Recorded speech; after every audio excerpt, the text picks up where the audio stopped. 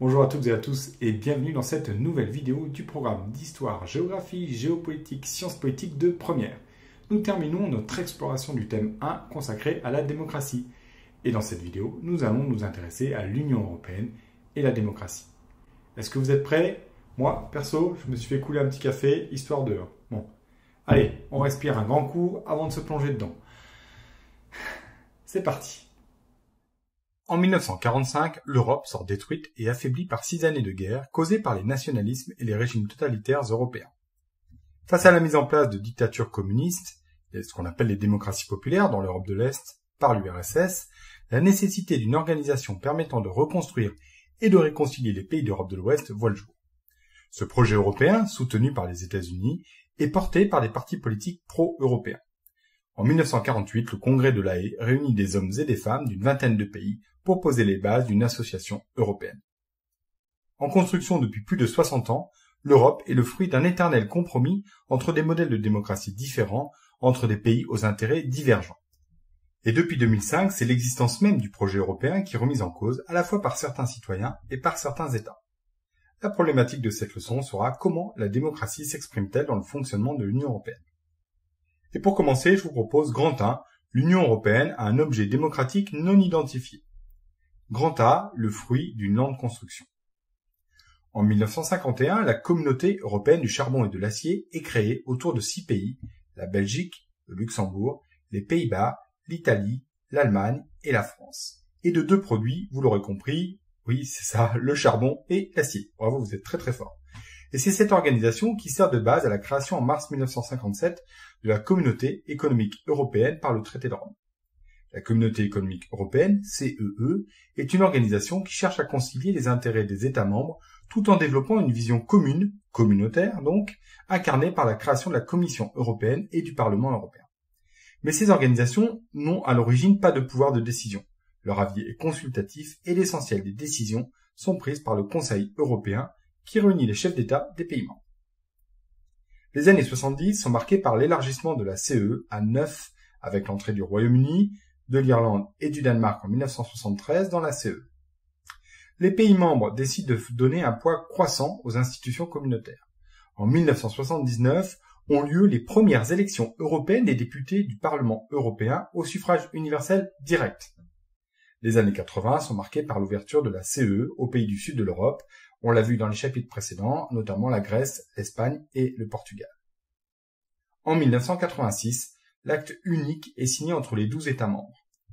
Il prévoit l'achèvement du marché unique, c'est-à-dire d'un espace européen dans lequel les biens, les services, les capitaux et les personnes doivent circuler librement. L'acte unique prévoit aussi un renforcement des compétences européennes.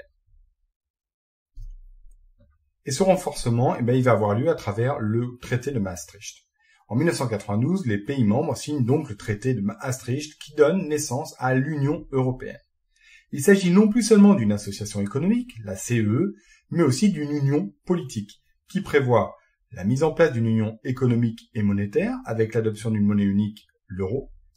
Deuxième point, la mise en place d'une politique étrangère et de sécurité commune. Troisième point, le renforcement du rôle du Parlement européen. Enfin, quatrième point, la création d'une citoyenneté européenne, donnant le droit de circuler, de travailler et d'étudier dans tous les pays membres de l'Union européenne, mais aussi, et c'est nouveau, le droit de vote et d'éligibilité aux élections européennes et municipales dans tous les pays de l'UE. Certains pays adoptent une partie seulement du traité, c'est le cas par exemple du Royaume-Uni, de la Suède et du Danemark qui refusent la monnaie unique. Au début des années 2000, alors que l'Union européenne s'apprête à intégrer 10 nouveaux États, les institutions sont modifiées avec l'adoption de la règle de la majorité qualifiée, c'est-à-dire 55% des États et 65% de la population, et le renforcement du pouvoir du Parlement sur la Commission. Grand B, les compétences de l'Union européenne. Le début des années 2000 est marqué par l'échec de l'adoption de la Constitution européenne, rejetée par référendum par les populations françaises puis hollandaises en 2005. Les chefs d'État de l'UE décident alors de mettre en place un traité simplifié, c'est le traité de Lisbonne, signé en 2007 et appliqué après beaucoup de difficultés en 2009. Il prévoit la nomination d'un président du Conseil européen, représentant de l'UE, et l'extension du vote à la majorité, ainsi qu'un renforcement de la Commission européenne. Par le traité de Lisbonne, les citoyens de l'UE obtiennent des droits politiques plus importants. Ils peuvent soumettre une pétition, peuvent demander une proposition de loi et peuvent saisir la Cour de justice européenne. On parle alors de démocratie participative, c'est-à-dire qui laisse la possibilité aux citoyens de s'impliquer activement dans les décisions. Une des questions centrales est celle de la répartition des compétences entre l'UE et les États membres, un peu sur le modèle fédéral des États-Unis. Et en fait, il existe 3 catégories de compétences. Première compétence, les compétences exclusives. Ce sont des domaines dans lesquels les lois et les règles ne peuvent être adoptées qu'au niveau de l'UE et non par un État membre seul. C'est l'union douanière, l'établissement de règles de concurrence pour le fonctionnement du marché intérieur, la politique monétaire, pour les pays évidemment dont la monnaie est l'euro, la conservation des ressources biologiques de la mer dans le cadre de la politique commune de la pêche, la politique commerciale commune et la conclusion d'accords internationaux. Deuxième catégorie, les compétences partagées. Elles concernent quant à elles les domaines pour lesquels faire des lois peut être fait aussi bien au niveau européen que par chacun des États membres, indépendamment des autres. Alors il y a de nombreuses compétences, mais je vais en citer quelques-unes comme l'agriculture, la pêche, l'environnement, la recherche, la santé, le transport ou encore l'énergie. Enfin, dernière catégorie, ce sont les compétences d'appui. Ce sont des domaines dans lesquels l'Union européenne peut intervenir uniquement pour appuyer les actions des États, mais sans harmoniser leur législation et réglementation. On peut citer en exemple le tourisme, l'éducation, l'industrie ou encore la culture. Grand C, comprendre le triangle institutionnel.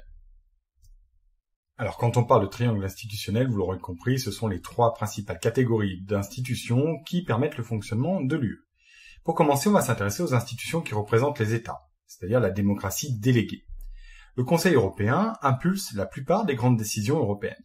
Réunissant régulièrement à Bruxelles les chefs d'État et de gouvernement des pays membres, il définit, à l'unanimité dans la plupart des cas, les grandes orientations de l'Union européenne. Il est dirigé par le président du Conseil européen, nommé pour 2 ans et demi. Actuellement, c'est le Belge Charles Michel.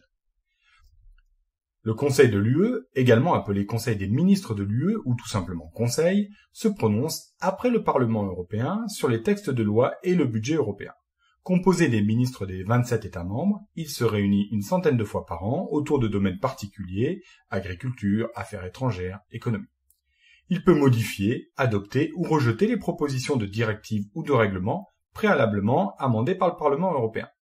Dans la plupart des cas, le Conseil vote à la majorité qualifiée, chaque État ayant un poids particulier dans le vote en fonction de sa population. La présidence du Conseil de l'UE est assurée tous les 6 mois par un pays différent. La Commission européenne est garante de l'intérêt général européen. Elle a pour principale fonction l'initiative des textes de loi. Elle lance le processus législatif en proposant des mesures dans l'ensemble des domaines de compétences de l'UE. Elle propose également chaque année le budget de l'UE et peut, en tant que pouvoir exécutif de l'Union et gardienne des traités, sanctionner un État membre qui ne respecterait pas ces derniers. Elle est composée de 27 commissaires, un par État membre, nommés pour 5 ans, dont sa présidente actuelle, l'Allemande Ursula von der Leyen. Les propositions de la Commission européenne sont ensuite amendées, approuvées ou rejetées par le Parlement européen et le Conseil de l'UE. Le Parlement, c'est la voix des citoyens européens. Il est élu au suffrage universel direct tous les 5 ans, d'ailleurs les prochaines élections sont fixées début juin 2024. Le Parlement amende et vote avec le Conseil de l'UE les textes proposés par la Commission ainsi que le budget de l'UE.